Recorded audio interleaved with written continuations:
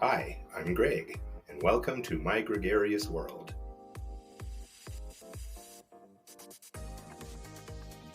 Please like, subscribe, and hit the notification bell if you'd like to follow our 30-day adventure in Rome.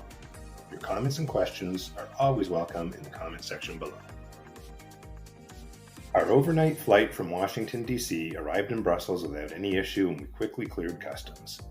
We still had a long layover before our flight to Rome, so we headed to a place where we could relax. Since we flew business class to Brussels, we received complimentary entrance into the Loft by Brussels Airlines and Lexus, a United Airlines Star Alliance partner lounge. The lounge was named Europe's leading airline lounge for 2024 and is really impressive. During off-peak hours, you can purchase entrance to this lounge for approximately €50 per person for 3 hours. Not a bad price if you want a short nap, quick shower, and some delicious food. Because we were in the first row near the galley on our flight to Brussels, there was a lot of activity and talking that prevented us from getting much rest on the plane. In the future, for myself, I'll never book the first row again on an overnight flight. We quickly sought out the loft's nap rooms for some sleep. Karen and I both decided to take a nap and woke up a couple of hours later, rather refreshed. We were tempted to use the shower rooms, but decided against it. That could wait until we got to our Airbnb in Rome. Since we had breakfast on the plane, we weren't very hungry, but we were in the chocolate capital of the world, so we snacked on some of the Newhouse chocolate offerings in the lounge. We tried their hot chocolate and chocolate mousse. There was also a Newhouse chocolatier making and giving out chocolate samples. There was time for a quick Stella, and we were ready to board our flight to Rome. After an uneventful flight to Rome, we retrieved our luggage and went outside to find our ride. When we traveled in May of 2023, the price for a taxi to anywhere in the center of Rome was €50.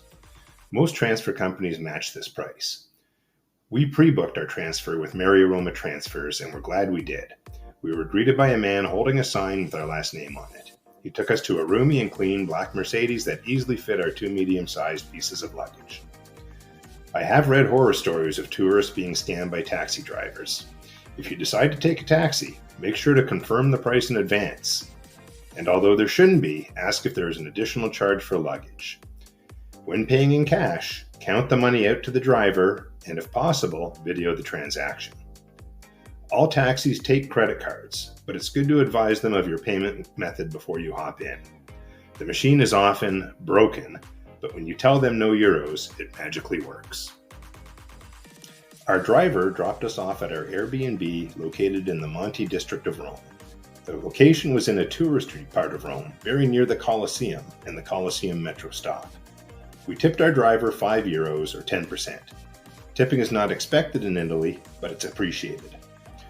Earlier that morning, our Airbnb host sent us the code to get into the secure front lobby as well as our condo. I hauled our 2 50-pound medium-sized luggage up the 3 flights of stairs to our condo.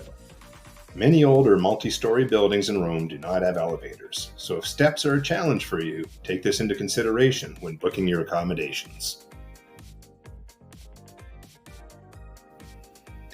When I walked in, the first thing I noticed was the large kitchen space.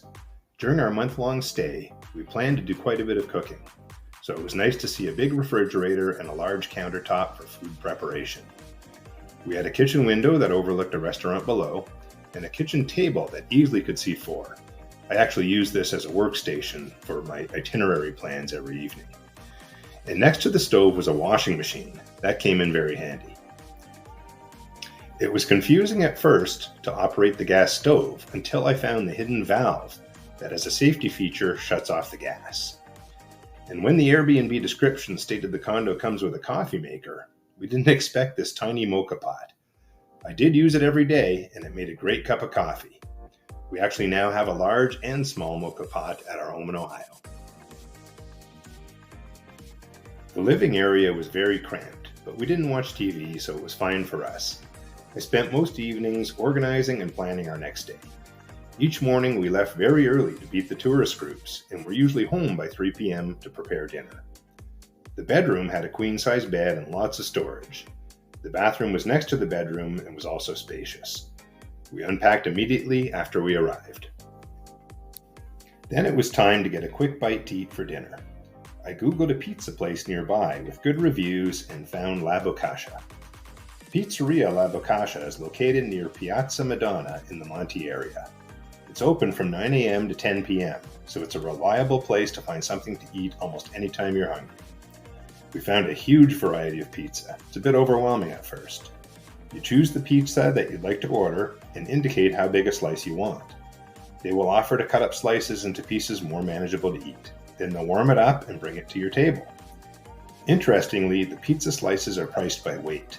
The cost of all the pizza, one Peroni beer, and a Diet Coke was around 16 euros, and we ate it all. Honestly, this is some of the best pizza we had in Rome. On the walk back to our condo, we decided to find the Coliseum. Since it was so close to our condo, we couldn't resist seeing it at sunset.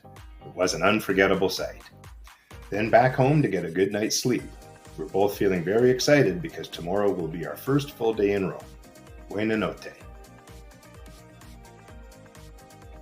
Please hit the subscribe button so you'll be notified when Day 2 in Rome becomes available. Some highlights of Day 2 include Campo de' Fiori, the tombs of the apostles St. Philip and St. James, and the Church of St. Ignatius of Loyola.